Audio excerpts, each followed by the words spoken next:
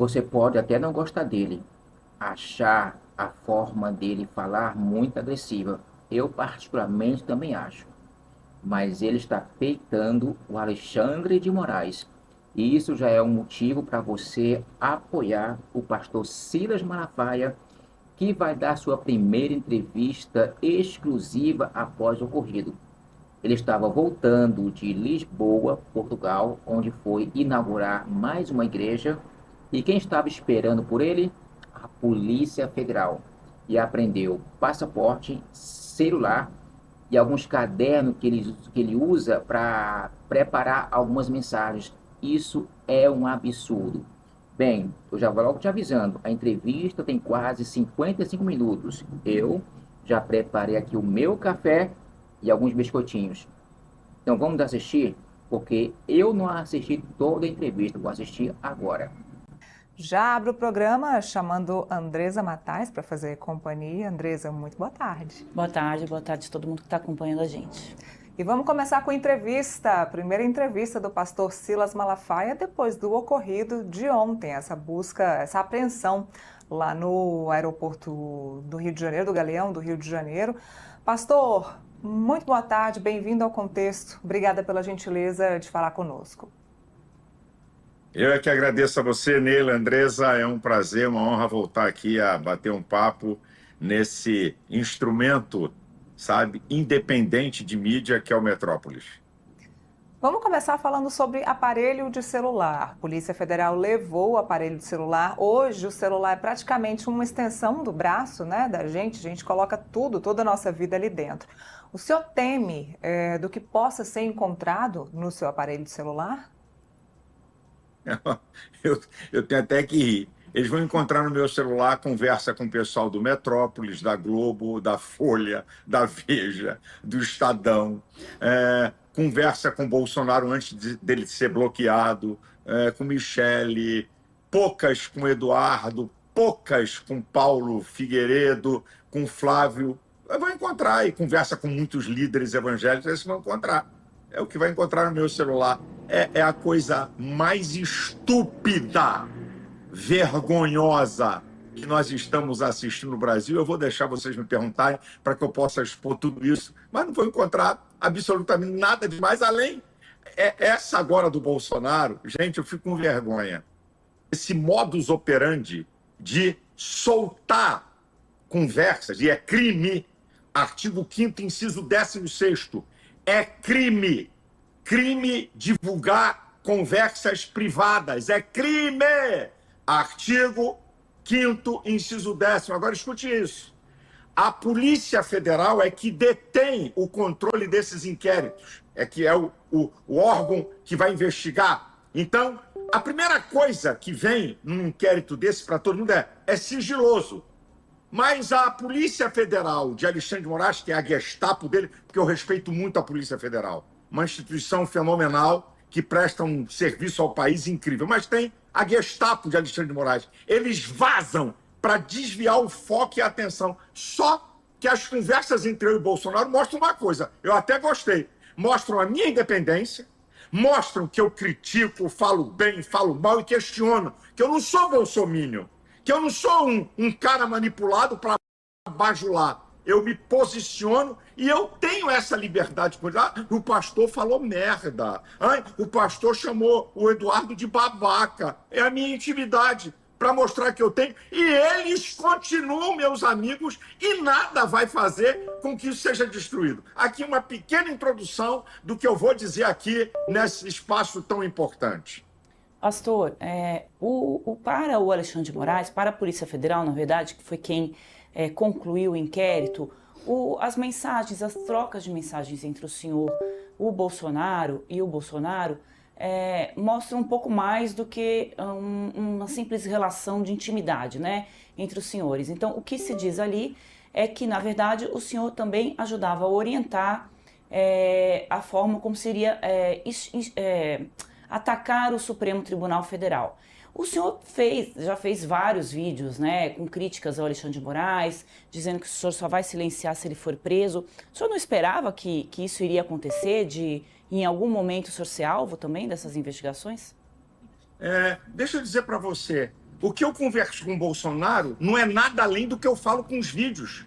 E que são colocados até aqui no Metrópolis. Não tem nenhuma conversa diferenciada. São críticas, são mais de 50 vídeos denunciando os crimes de Alexandre de Moraes, que eu mostro que ele rasga a Constituição, e as falas nas manifestações. Não tem nada, ai meu Deus, o pastor Malafaia que orienta, ó, fala isso ou não fala aquilo. Não, eu faço críticas ao que eles falam e elogio ao que eles falam. Se você pegar, eu critico o Eduardo, ele tá falando besteira. Tem que deixar de ser babaca. Aí eu digo, ó, o Flávio falou bem, gostei da fala. Eu tô fazendo uma análise. Gente, isso é liberdade de expressão. Que conversa é essa? Isso é agora me colocar num inquérito que fala de organização criminosa, abolição violenta do Estado Democrático, obstrução no curso do processo, sanções internacionais por conversas de amizade agora. Isso aí tem 50 dias para cá, 60 dias, né? 90 dias falando dessas questões agora. Isso é uma vergonha, gente. O que tem isso de criminoso? Onde é que você é impedido de expressar sua opinião e falar com amigos? Que papo é esse?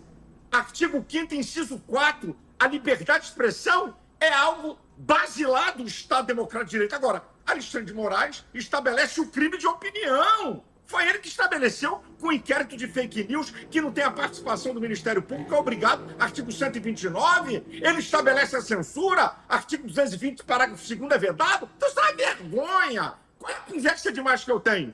Criticar o que o Flávio até fala, então? Eu estou no inquérito, sanções internacionais. Eu digo, o Eduardo tem que deixar de ser babaca. Tá falando demais. Isso é crime? Isso é crime? Vocês estão de brincadeira comigo. Tem um ponto que foi apontado ali, se eu puder esclarecer, que é quando o senhor coloca, né, que é preciso relacionar a sanção do presidente Donald Trump, né, do tarifaço ao Brasil, à anistia do ex-presidente Jair Bolsonaro. E esse foi um dos pontos que a Polícia Federal coloca com o senhor ali operando para tentar pressionar o judiciário brasileiro a recuar dessas punições, né, dessa ação contra o Jair Bolsonaro. O senhor, em algum momento, entende que, nas suas palavras, estava ali incitando a que um país interferisse na soberania do Brasil? Minha filha, por favor, vou repetir de novo, com muito respeito a você, você me trata muito bem. Vou repetir de novo. O que eu falei para Bolsonaro é o que eu falo em vídeos. Eu não falei nada demais. Eu estou dando uma opinião. Opinião não é crime. Eu estou dizendo para ele, ó, tem que vincular. Outra, eu não falo inglês. Não tenho acesso a nenhuma autoridade americana. Ok? Eu fiz o seguinte, eu mandei dublar vídeos meus para mostrar a perseguição contra mim. Então, isso é um absurdo. Agora eu virei o grande orientador de Bolsonaro. Eu estou dando minha opinião, é meu amigo. Eu sou um dos maiores defensores. Onde está o crime? Onde crime? Agora, sabe o que eu acho interessante? É que grande parte da imprensa desvia. Esse é o jogo. Alexandre de Moraes permite à Polícia Federal vazar conversas que é crime. É crime, repito. Artigo 5º, 10, privadas serem vazadas é crime para desviar o foco dos crimes que ele comete. Aí é que tá. Aí grande parte da imprensa comenta o que o Malafaia falou, o que Bolsonaro falou, o que Eduardo falou, mas não mostra os crimes. Ele, Alexandre de Moraes, ele trabalha com mão de ferro nesses inquéritos. O delegado federal e a turma lá não faz nada que ele não autorize. O vazamento é crime. Alexandre de Moraes vai agir contra o delegado e contra os agentes que vazaram isso de um inquérito sigiloso, que se eu falar o conteúdo do inquérito, eu sou preso. Mas a Polícia Federal pode vazar conversas íntimas, conversas privadas. É crime! Essa que é a questão. Pastor, qual é o efeito que o senhor avalia que possa ter na base, né, de apoio ali do ex-presidente Jair Bolsonaro e na defesa da anistia? Porque a anistia não é defendida apenas pelos bolsonaristas, né? Tem um grupo grande também, inclusive da esquerda, que defende pelo menos que se repense as penas para os presos no 8 de janeiro, que acham que foram penas exageradas. Mas nessa base aí que apoia o ex-presidente Jair Bolsonaro mais fielmente, qual o efeito que o vazamento desses áudios tem e o impacto nessas pessoas? Bem, primeiro, deixa eu te falar, Andresa, para o pessoal, olha, não repara a minha veemência não, que não é nada contra você, viu, Andresa? É meu jeito. Eu tenho esse jeito de falar, eu não tenho Todo mundo absolutamente viu nas nada contra conversas do você. senhor com o Bolsonaro que o senhor fala assim com todo mundo. nem contra a Neila. Aqui, Eu devo dizer, para nem quem está contra acompanhando, jornalista nenhum. que no começo, quando eu comecei a falar com o pastor Silas Malafaia, eu até me assustava, mas agora já sei que é o jeito dele mesmo. Nós já nos conhecemos há tempo. Eu digo sempre, ô Andresa, que imprensa livre é basilar para o Estado democrático. Se a imprensa não é livre, aí é que acabou de vez. Bem, qual é o efeito? É a pressão que se exerce sobre deputados. Eu volto a repetir. O artigo 48, inciso 8, das atribuições do Congresso Nacional, tem uma frase, concessão da anistia. Só. Não diz para quem, não diz como e quando. Essa conversa de dizer que o STF vai considerar inconstitucional, então ele vai rasgar a Constituição. E eu quero lembrar que a esquerda, em 1979, eu era jovem, a anistia que foi dada de 61 a 79 foi dada para quem? Guerrilheiros assassinos, assaltantes de banco, sequestrador de embaixador e gente que queria dar golpe e estabelecer o governo proletário, o comunismo. Foi liberado todo mundo. Então, a anistia, ela não diz, por exemplo, você não está lá, artigo 48, inciso 8, aí vem, parágrafo 1, Pastor, não pode dar... Só para um contexto histórico, e militares torturadores também, a gente não pode esquecer que o ambiente, o contexto político é totalmente diferente, não dá para comparar, Não, né, a a época de uma anistia, ditadura. Querida, a esquerda lutou pela anistia, disso que eu estou te falando. A esquerda não lutou por anistia de militares, não. Só pelo umbigo deles. O que eles fazem? Eles não lutaram por anistia de militar nenhum. É só ver um. E quando é os outros, mete pro pau. Não querem anistia. Só estou deixando Você claro tá que a anistia foi ampla, geral e restrita para todos os lados. E a gente está falando, né? Não precisa falar da questão da esquerda, não dá para dizer que a direita estava no poder. E eu só estou reafirmando para você que a esquerda não defendeu a anistia ampla, geral e restrita para militares. Só para as pessoas que estão nesse grupo que eu acabei de falar. Isso é histórico, está aí nos anais. Então, a questão é o seguinte: o Congresso Nacional, que representa o povo, ele só age por pressão do povo. Essa que é a verdade. O povo é o supremo poder. Então, à medida que vem a pressão do povo e que ela aumenta, cada manifestação é um tijolinho. Cada vídeo é um tijolinho. Cada manifestação de alguém é um tijolinho que vai colocando para pressionar os deputados e senadores, que é uma vergonha. A maioria dos deputados decidiram para a discussão de um projeto de anistia, e seu Hugo Mota, que não tem palavra, porque quando ele foi candidato, ele fez acordo com a oposição e com a esquerda. E qual é o acordo que ele fez? O acordo que ele fez com a direita e com a oposição ao governo foi o seguinte: bem, se vocês conseguirem as assinaturas suficientes para pautar a anistia, eu vou pautar. Mas ele tem, eu não quero usar uma palavra forte, porque já estão me criticando porque eu falei merda, porque eu falei babaca, eu não quero usar uma palavra forte, mas ele está preso lá no STF, que tem coisas contra a família dele, né? Então, ó, ele está fazendo um jogo sujo, vergonhoso e mostrando que não tem palavra. E o povo da Paraíba vai dar uma resposta para ele. Mas isso, ô Andresa, faz parte do processo político. A pressão do povo. O poder emana do povo. Então nós temos que pressionar para que lá na ponta, com a pressão do povo, esses caras, a ficha deles caem e eles discutam o projeto da anistia, porque tem pessoas inocentes presas. Clesão, que era membro da minha igreja, morreu inocente, e eu estou incluído no inquérito, que eu não tenho nada a ver com isso, que é uma vergonha. Pastor, a gente gosta de contextualizar aqui a história. Para quem está nos assistindo e não entendeu a sua crítica veemente ao Eduardo Bolsonaro e os seus elogios ao Flávio, explica para a gente qual é essa crítica ao Eduardo Bolsonaro e se o senhor acredita que o Eduardo vem atrapalhando todo esse contexto de defesa do próprio pai. Não, eu elogio e critico.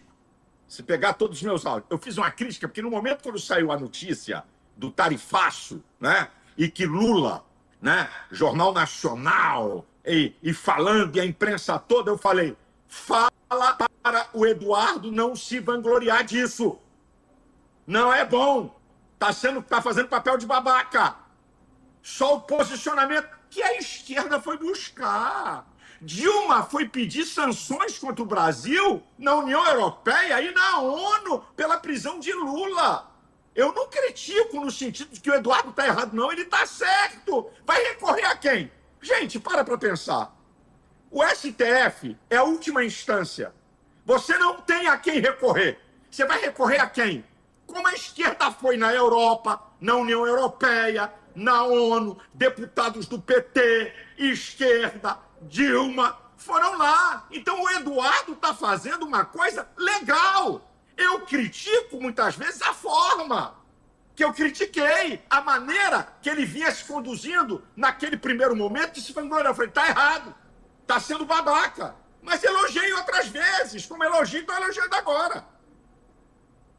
O senhor disse que, nessa conversa com o Bolsonaro, o senhor disse, eu mandei um áudio pro Eduardo Bolsonaro, esculachando ele, algum termo assim que o senhor usou.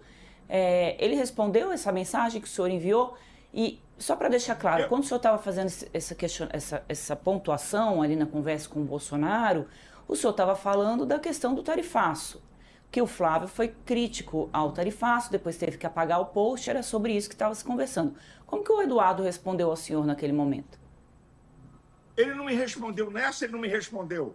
Muitas vezes me responde, outras vezes não. Mesma coisa é o Flávio, mesma coisa é Bolsonaro, mesma coisa é Michele, mesma coisa é o Carlos. De vez em quando me respondem, de vez em quando me respondem. Então, eu sou livre para criticar, eu sou livre para me posicionar. E eu não posso, por causa disso, ser colocado numa farsa de um inquérito. E outra, gente, para pensar. Eu estava chegando da Europa, de Portugal, apreender o meu passaporte. Você só apreende passaporte, risco concreto de fuga. Eu estou chegando... Quando a notícia foi dada pela imprensa oficial de Alexandre de Moraes, que é a Globo News, na quinta noite, que eles com exclusividade, quer dizer, a Polícia Federal vazou, eu estava em Portugal. Alguns amigos meus disseram, Malafaia, eu não volto para o Brasil. Eu disse, o quê? Eu sou covarde. Eu sou homem de correr, eu sou homem de posição. Então, a maior prova que não tem nada de fuga é que eu voltei para o Brasil depois de ser manifestado que eu estava sendo investigado. Risco concreto de fuga. Manda Alexandre de Moraes provar. Isso é uma covardia. Eu estou sendo investigado e o cara prende o passaporte de um líder. Eu sou um líder religioso que me relaciono, dou conferências no mundo. Estou impedido de viajar. Isso é uma vergonha, é coisa de ditador. Alexandre de Moraes é um criminoso que rasga sucessivamente a Constituição. Pastor, que efeito essas investigações agora que cercam o senhor podem ter sobre o seu discurso, né? Claro, o senhor está aqui conversando com a gente, continua repetindo, né, as suas críticas ao Alexandre de Moraes, mas por enquanto a gente está na fase da conclusão de um inquérito, né? Isso ainda vai para o Supremo, vai para a Procuradoria-Geral da República. Está na fase da investigação. Da investigação. O senhor chegou a ser ouvido em algum momento? E que efeito isso tem sobre o senhor, sobre a sua conduta a partir de agora? O senhor vai repensar as suas falas? Nenhuma. Ao contrário. Eu vou ser mais veemente. Desde que começou isso na quinta-feira, eu devo ter gravado uns 6 vídeos. Eu não tenho medo de Alexandre de Moraes. Você sabe qual é a pior coisa? É você lutar com alguém que não tem medo daquilo que você está no campo da batalha. Eu não tenho medo de Alexandre de Moraes. Vai me prender? Então me prende. Eu não tenho medo dele, não. Agora, vejam, quando eu chego da viagem no aeroporto internacional do Rio de Janeiro, a Polícia Federal me conduz numa sala, abre minhas malas, um casal de pastores que estavam me acompanhando também foram obrigados a ir. O delegado foi até um cara muito ético, gentil, né? Reviraram tudo das minhas malas para ver se tinha alguma coisa a mais ou algum aparelho a mais. Entreguei meu celular e desbloqueei. Eu desbloqueei, tá aqui, ó. Eu não devo nada, não temo nada, eu desbloqueei meu celular. Isso dá um trabalho para eles poderem desbloquear que você não tem ideia. Aí você veja. Aí eu sou um cara à moda antiga. Eu gosto de escrever, negócio de digitar. Para você ter uma ideia, vou mostrar para vocês, ó. São cadernos. Aqui tem um monte de caderno. É até velhinho para vocês verem. Aqui eu escrevo tudo que eu falo, minhas mensagens, está tudo em caderno. Aí eu levei 4 cadernos, 3 deles exclusivamente de mensagens que eu vou pregar, de esboços. Um deles, todos os vídeos que eu gravo, meus discursos na Paulista, está escrito. O delegado folheou e viu, mas teve que ligar para o chefe da Gestapo de Alexandre de Moraes em Brasília. Tá? Teve que ligar. Né? Ele teve que ligar. Aí, eu falei, amigo, esses cadernos aqui, 3 deles é só de mensagens que eu uso. É minha ferramenta de trabalho. Tem o que eu escrevo que eu vou falar. Não tem nada demais. Pelo menos os 3. Aí ligou, aí o chefe da Gestapo. Não, recolhe tudo. É um absurdo. Sabe? É uma afronta. Pegar meu celular, não vou arrumar nada. Ok? Me travar com o passaporte só mostra as ações de um ditador contra um cidadão. Eu não sou criminoso. Não tem nada contra mim. Como é que um cara apreende um passaporte de um cidadão, de um líder, de um dos maiores segmentos da sociedade brasileira, que são os evangélicos? Sabe o que ele fez? Vou dizer para vocês. Eu não sou unanimidade no mundo evangélico. Tem muita gente no mundo evangélico que não gosta do meu posicionamento. Eu respeito isso. A unanimidade é burra. Mas, gente, o que eu estou vendo de manifestos, de gente até que não gosta de mim, ele conseguiu unir todo mundo evangélico em volta de mim por essa covardia que ele está praticando. Pastor, vamos voltar para esse momento, né, que o senhor foi levado pelos policiais para essa sala para a busca e apreensão. O senhor tinha apenas um aparelho celular. Quanto tempo durou? Você podia narrar um pouquinho mais? Você já começou contextualizando isso, né? Aí o senhor comentou em algum vídeo que nesses cadernos, além dessas pregações, né, que o senhor coloca ali, também tinham outras informações também, além das pregações, que o senhor também usa. Um caderno. Deixa eu falar. 3 cadernos exclusivamente de esboços bíblicos. Um caderno que eu gosto de escrever. Todos os vídeos que eu vou falar, eu faço anotações. Isso. Todos os meus discursos eu anoto. Então, um caderno com isso. Tem nada demais. Pode levar. Eu só peço uma coisa, aproveitando. O Alexandre de Moraes, manda digitalizar. Devolve os meus cadernos de mensagens, que é a minha ferramenta de trabalho, por favor, tá? Digitaliza que eles fazem isso. Digitaliza tudo, devolve meus cadernos. Porque é uma vergonha.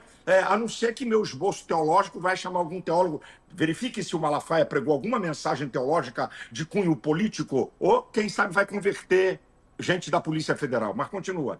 Não, quantos celulares tinham ali? O que mais além do caderno que foi apreendido? Apreendeu meu caderno, tem outros celulares que não... Só para concluir. Celular, o meu celular, só o meu celular, abriu as malas todas desse casal, para ver se tinha algum material meu lá escondido, algum celular meu. Não tinha nada, porque o celular é meu, tá comigo. Eu entreguei meu celular, abri a senha, pedi para esperar o meu advogado chegar, porque eu tenho um advogado para me orientar. Aí, isso aí, quando você chama, tinha uma oitiva. E eu usei, meu advogado falou, não diga nada, não fale nada, não responda nada. Então, mantive o silêncio, que é garantido pela Constituição, para meu advogado aprofundar e ver todo o inquérito, porque ele não tem noção. Meu advogado não sabe. Foi ontem parte do inquérito que ele viu em folhas. E tem lá uma série de inquéritos que eu não posso falar com A, com B, com C, com D, com advogado de A ou B. Então, como é que eu vou responder uma coisa que eu não tenho acesso? Então, meu advogado não responde nada e deixa para a gente ir para a investigação, quando tiver que falar, saber e ter a pá de tudo que é, porque essa covardia vaza contra você e você é o último a saber. Isso nunca, minha querida, nunca no Estado democrático do Brasil vimos isso acontecer, só com Alexandre de Moraes. Pastor, o senhor disse que estava com outro casal de pastores. Houve algum constrangimento aí por parte da Polícia Federal ao abordar vocês no aeroporto do Galeão ou no momento do pedido da oitiva? O delegado, repito, o delegado federal muito educado, muito gentil, sabe? Me tratou com muito respeito. Por isso que eu digo, gente, eu respeito essa instituição Polícia Federal, que faz um trabalho herculano, né? Uma Polícia Federal, para você ter uma ideia, a Argentina tem 1/4 da população brasileira e lá tem 2 vezes mais do que a Polícia Federal do Brasil. Olha a nossa fronteira, que é da Argentina, menos da metade. Então, eu aprendi a respeitar. Fui muito bem tratado pelo delegado e pelos agentes. Me colocaram numa sala, o senhor quer uma água, o senhor quer um cafezinho. Me trataram bem. Não teve nenhum constrangimento, só pediram, olha, chamaram uma auditora da Receita Federal para ser testemunha. Eu vou abrir suas malas, destrancamos as malas, reviraram todas as malas, viram tudo, pegou meus cadernos, folheou para ver o que tinha escrito aí, ligou, como eu disse, para o chefão lá de Brasília, o chefe da Gestapo de Alexandre de Moraes, e perguntou aos cadernos, recolhe tudo. Ok, para mim não vai dizer nada, não tem nada. Por algum acaso, gente, pelo amor de Deus, obstrução no curso do processo? Que conversa é essa? E com eles Abolição foi apreendido do Estado algo, Democrático? pastor? Com esse casal esse casal que estava acompanhando o senhor? Não aprenderam nada, só reviraram malas, fecharam e liberaram. Certo. Reviraram as malas, e liberaram.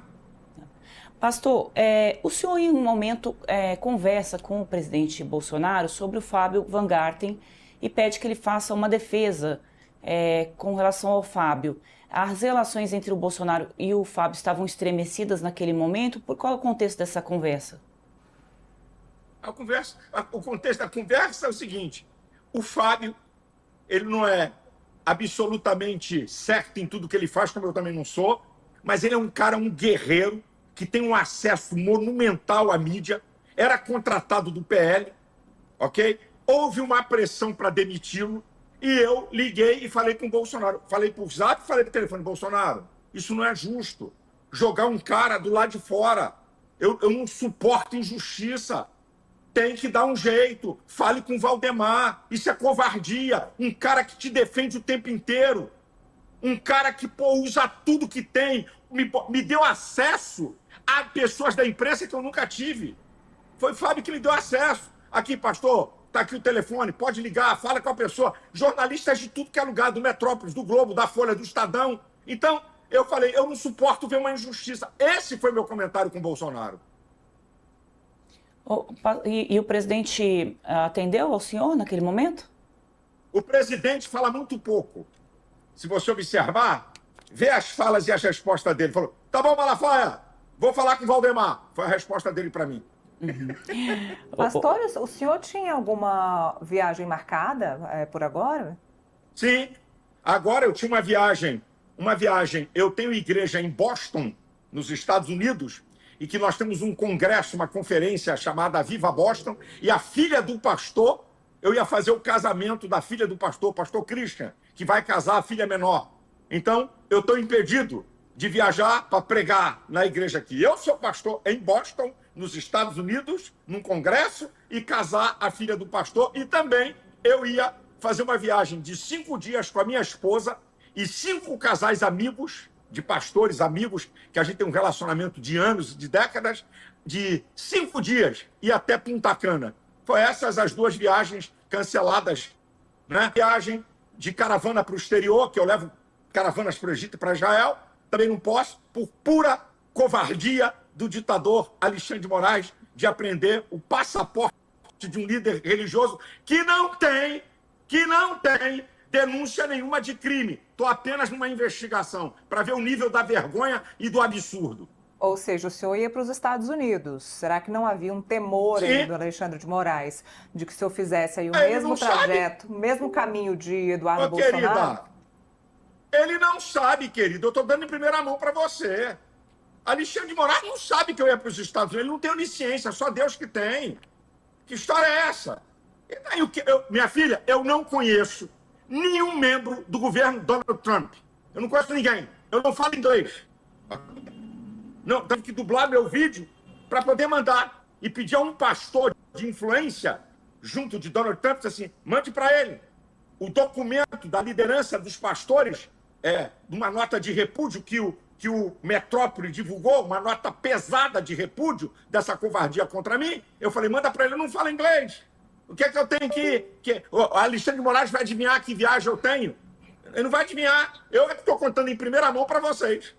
Pastor, as suas críticas são muito direcionadas ao Alexandre de Moraes, quem acompanha os seus vídeos, e nós da imprensa acompanhamos, porque o senhor é uma liderança importante e tem essa interlocução com o ex-presidente Jair Bolsonaro. Quem duvidava viu agora nessas conversas que os senhores tiveram. O senhor teme ser preso? Eu não tenho medo. Se eu tivesse medo de ser preso, eu estava calado. Se eu tivesse medo de ser preso, eu não denunciava Alexandre de Moraes em mais de 50 vídeos. Se eu tivesse medo de ser preso, pega meus discursos na Avenida Paulista e no Rio de Janeiro, para ver a veemência que eu falo, a denúncia que eu faço. Agora, tem uma coisa, Andressa e Neila. Todas as vezes que eu critiquei nesses vídeos Alexandre de Moraes, eu mostrei os artigos da Constituição que ele rasga. Todas. Eu não faço bravata de injúria, calúnia e difamação. Repito aqui para vocês, e alguém pode querer comprovar. Artigo 5º, inciso 4, artigo 5º, inciso 55, artigo 220, parágrafo 2º, artigo 129, artigo 53, artigo 102 e agora, artigo 5º, inciso 10º, quando vaza crime de divulgar conversas privadas. Eu sempre denunciei ele. Outra, inquérito de fake news, ao artigo 129, é obrigatório a participação do Ministério Público. O Ministério Público é o senhor da ação penal. Então, por que Alexandre de Moraes abre um inquérito desse? Para proteger denúncias contra colegas seus da corte, que a revista Piauí estava abrindo a boca. E, através desse inquérito, ele institui no Estado Democrático de Direito o crime de opinião. Nós temos brasileiros exilados por opinião. Para não ser preso aqui, Oswaldo Eustáquio, a Espanha respondeu: o que para vocês é crime, para nós é liberdade de expressão. E outra, gente, por favor. A carta de Donald Trump. Qual é as sanções sobre o Brasil? Tem duas coisas. Número 1, Alexandre de Moraes, o maior responsável. Ordens secretas e ilegais de censura a plataformas americanas e cidadãos americanos. 2, Lula, alinhamento com nações anti-mundo ocidental. China, Rússia, Irã. É o segundo. O primeiro degrau é Alexandre de Moraes. O segundo é Lula. Então, gente, essa aqui é a verdade. Eu não estou aqui escondendo nada, são verdades, é só ver a carta do cara.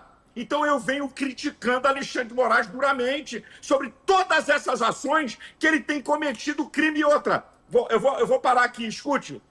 Estados Unidos e Europa têm uma rixa antiga, mas quando se trata de, preste atenção nisso aqui, liberdade dos povos e direitos humanos, eles se juntam.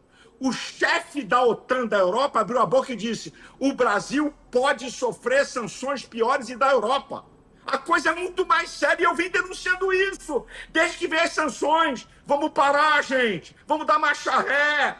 Eu vim dizendo isso. A coisa pode piorar e por isso eu sou criminoso. Pastor, com relação à Argentina, por que se avaliou uma ida do Bolsonaro, um pedido de asilo para a Argentina e não para os Estados Unidos?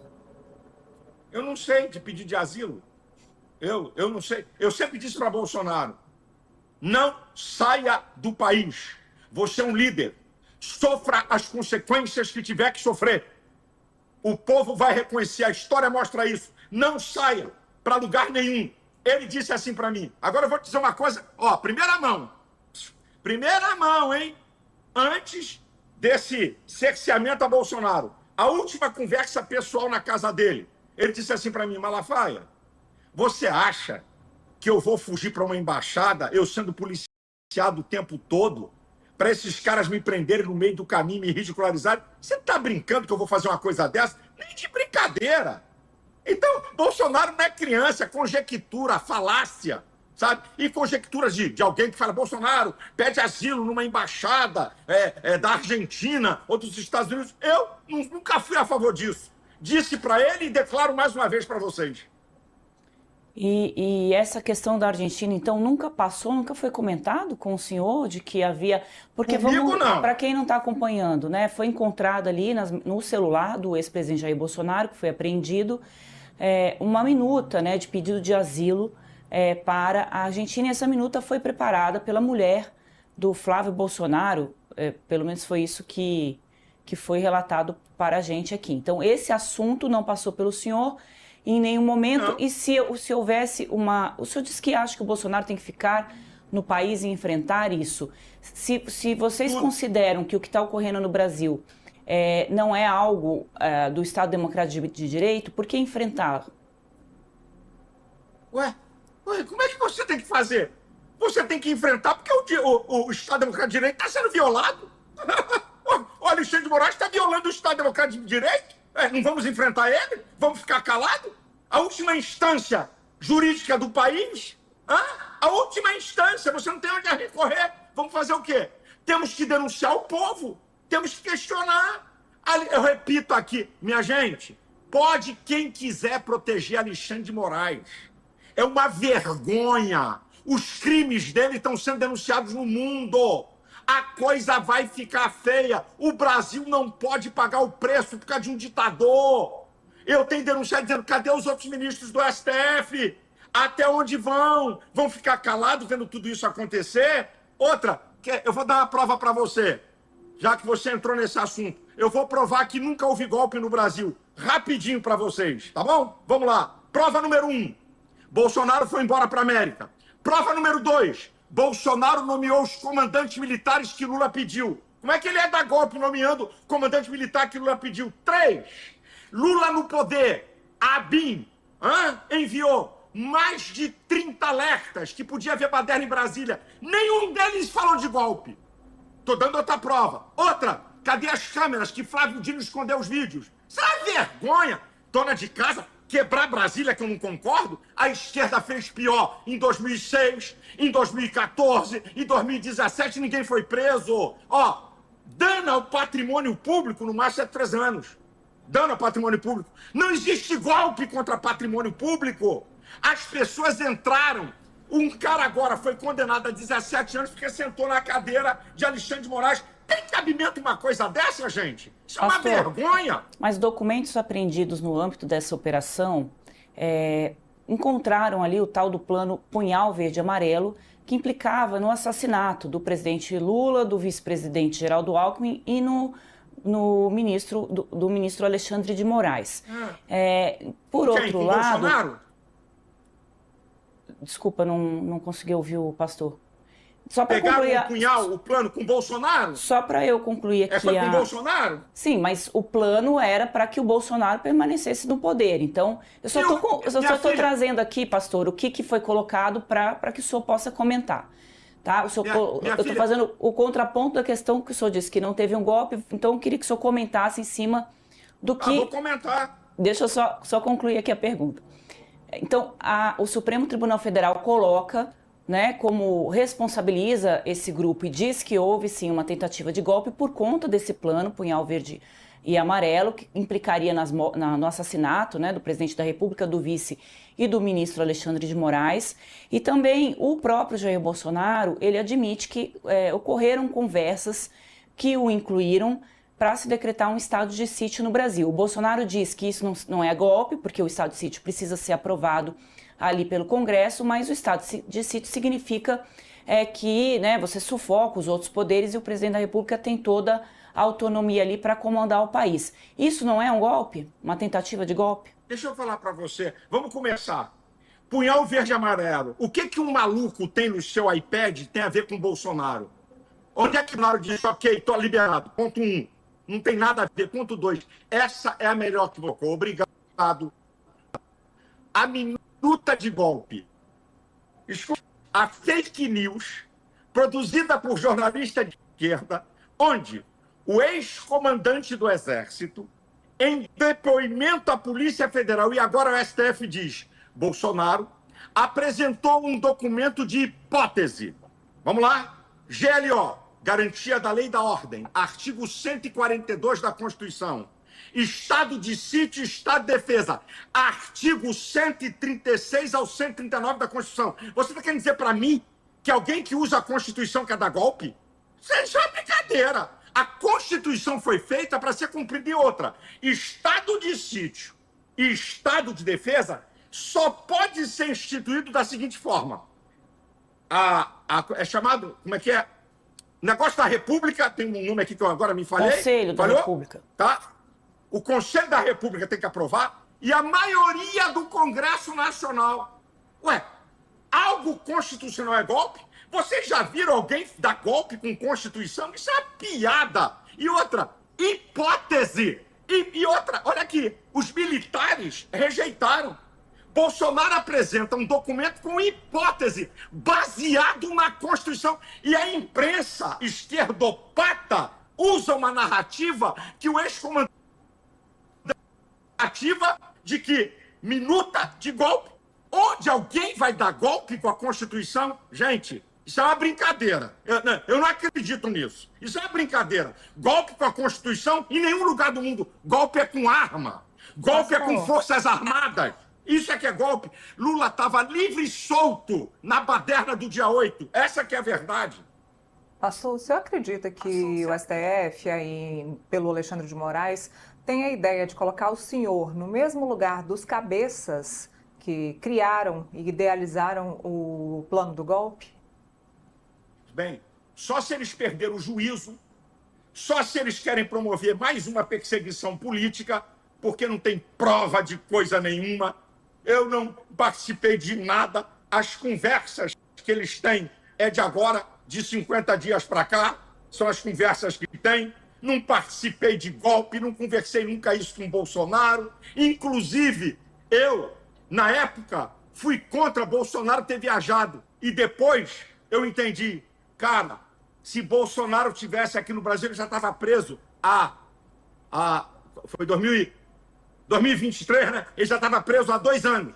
Eu falei, cara, eu fui contra. Eu falei para ele, sou contra. Acho que você não tem que sair, não. Mas se ele não saísse, e o cara lá fora, como é que alguém comanda um golpe na Disney? Pato Donald, Mickey, Minnie? Vai ser uma brincadeira, minha gente. Se não foi golpe, uma tentativa de golpe que a gente viu no 8 de janeiro, foi o que aquilo? Aquilo foi uma baderna em Brasília, de quebra-quebra, de pessoas que a esquerda, repito, fez muito pior. Quem liderou a baderna? Bem, escute, o ministro de Defesa, José Múcio de Lula, disse: não houve golpe. Não houve golpe. Não tem golpe. O ministro de Defesa de Lula. 2, o próprio Temer falou: não tem golpe. O decano, no início, falou: isso é baderna. O decano, Gilmar Mendes, isso é baderna. Então, gente, que golpe? Dona de casa de 71 anos? Qual é a arma que foi apreendida? Vou dar uma para vocês. Na baderna em Brasília de 2014, 30 policiais feridos, 8 em estado grave. E manifestantes feridos. Tentaram invadir o STF. Manifestantes. Quem foi ferido? Quem foi? E outra, o chefe do GSI de Lula, General Gonçalves, abre o palácio para dar algo para pseudos golpistas, vai contar outra em outro país. Isso é uma vergonha. Que golpe! Pastor, todo o inquérito do Alexandre de Moraes, ele tem ali uma pessoa importante, que foi o Cid, que foi quem delatou tudo isso, né? Então o Cid confirma a minuta, né, do punhal verde e amarelo, ele fala da questão do estado de sítio. Ele era uma pessoa muito próxima ali ao ex-presidente Jair Bolsonaro. Enquanto Bolsonaro era presidente, o Cid ocupava o papel de ajudante de ordens, né, uma pessoa que está o tempo inteiro ali com o presidente da República, e ele fez vários depoimentos para o Supremo Tribunal Federal que ajudaram a dar essa liga para esse entendimento que o ministro Alexandre de Moraes tem desses fatos. O senhor desconsidera que o Cid tenha informações e ele inventou essas informações?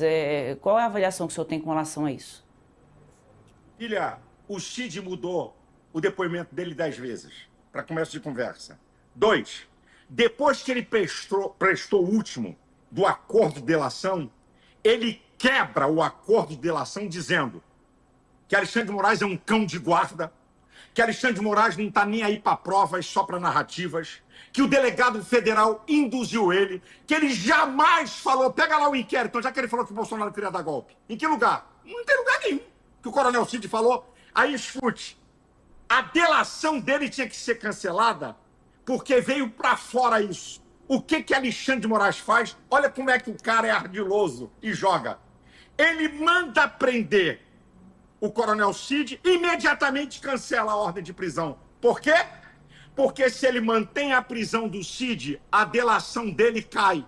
E a denúncia do procurador-geral Paulo Gonet está baseada na farsa, na mentira, na coação que o coronel Cid sofreu. Então, se cai a delação do Cid, cadê o inquérito? Então, a lei, filha, não sou eu, a lei diz que uma delação sendo quebrada, ela tem que ser cancelada. E por que Alexandre de Moraes não cancela? Porque ele é um ditador. Ele rasga as leis a seu bel prazer. E outra, você falou que havia uma tentativa de assassinar Alexandre de Moraes e ele faz uma entrevista declarando isso. Artigo 254 do Código de Processo Penal, ele está em suspeição. Ele não pode presidir um inquérito, ao mesmo tempo ele é vítima, ao mesmo tempo ele é juiz, ao mesmo tempo ele é promotor. Isso é uma aberração jurídica que nunca vimos no Brasil, gente. Delação de Cid é uma vergonha. A delação tem que ser dada de uma vez só. Foi mudada 10 vezes e com pressão de delegado. O Cid falando, o sangue da mulher da boca. Isso é uma vergonha, é uma afronta ao Estado democrático de direito. Lembrando aqui que se a delação do Cid for cancelado, que não está mais em discussão, tudo que ele disse pode ser mantido ali para as investigações. Pastor, eu vou partir para a minha última pergunta aqui. Não pode, tem que cair. Não pode, não. Se a delação é cancelada, tudo que ele fala é cancelado. Vai lá na lei. Não pode, não. Bom, pastor, eu vou partir para a minha última pergunta, que já está segurando o senhor aqui há bastante tempo. É prazer. O senhor vai partir para o tudo ou nada a partir de agora? Eu estou há 4 anos partindo por tudo. Não é agora. Eu repito, quem quiser ir lá no meu canal do YouTube, são mais de 50 vídeos denunciando os crimes de Alexandre de Moraes.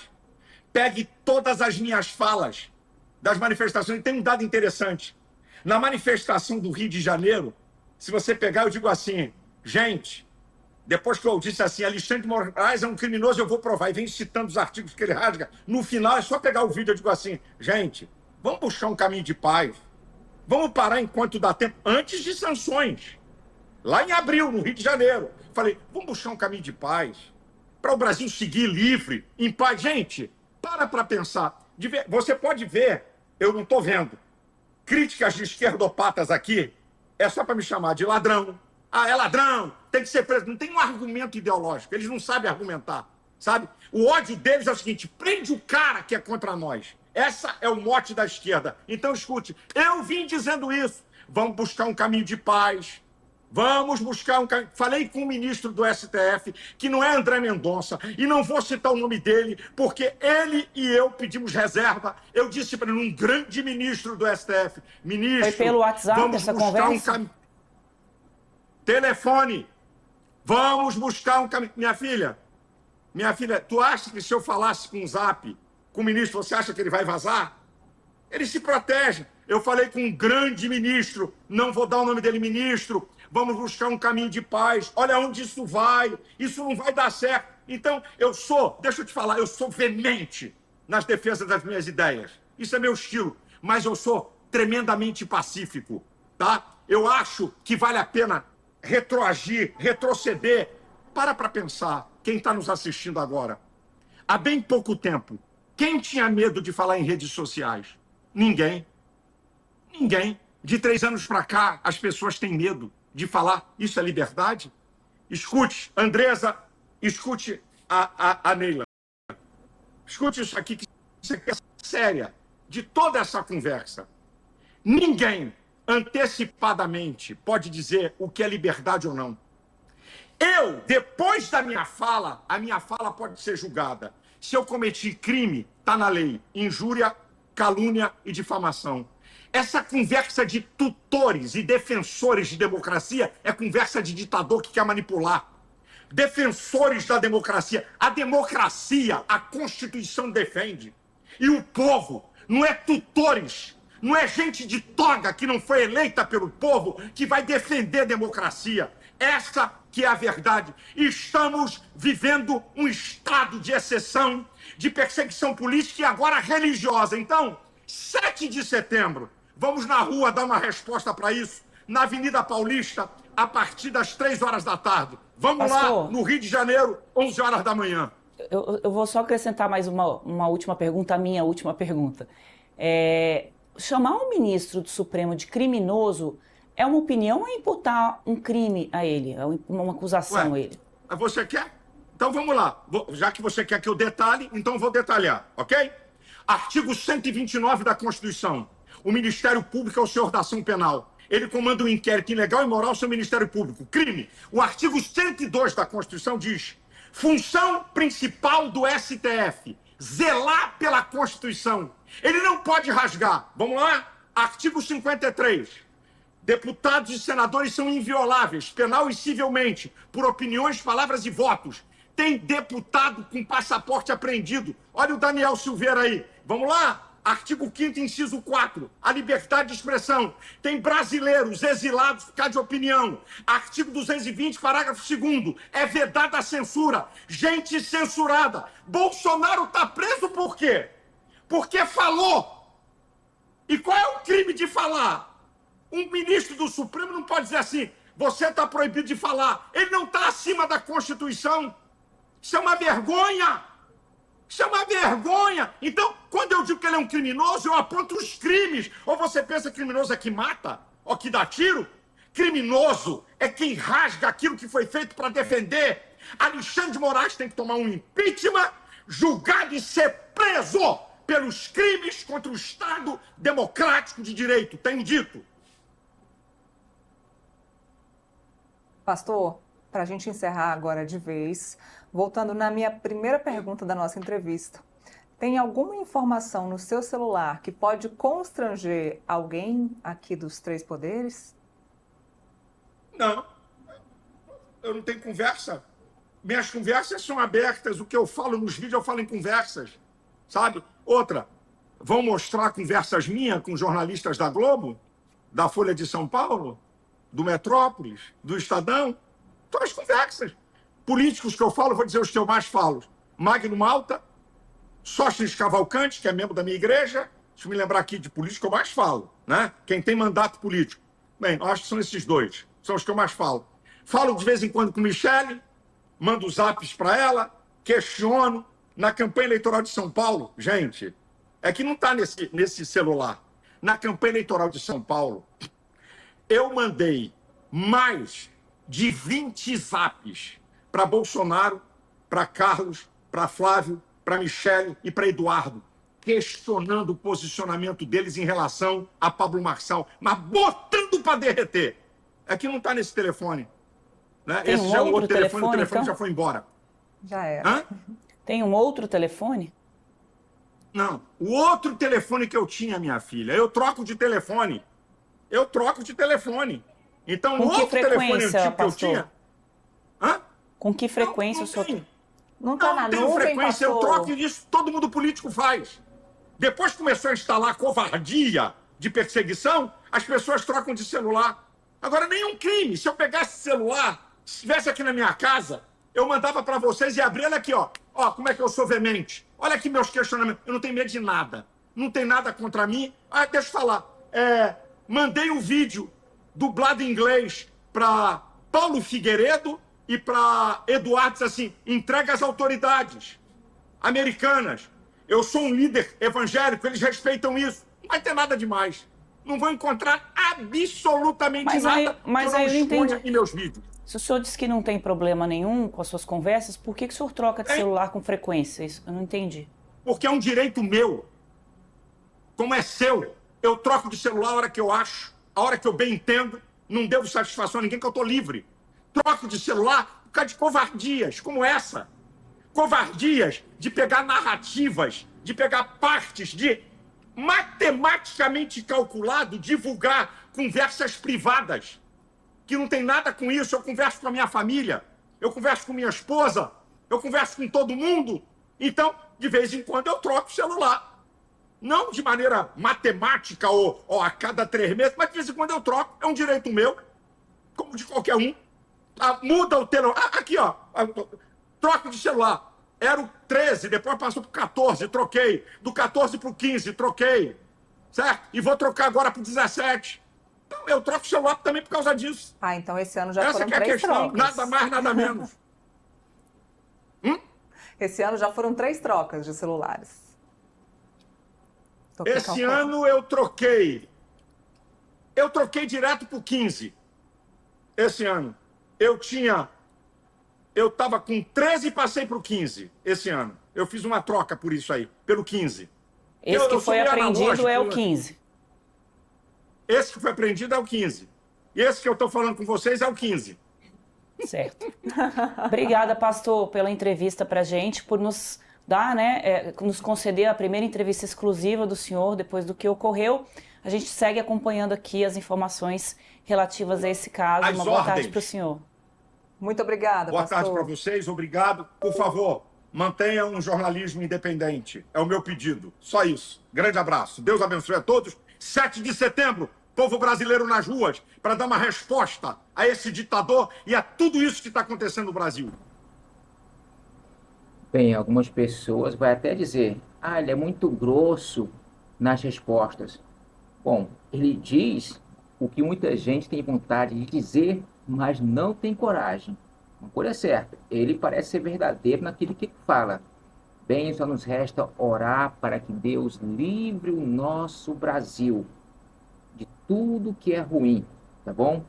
Fiquem todos com Deus, eu fico por aqui e fui.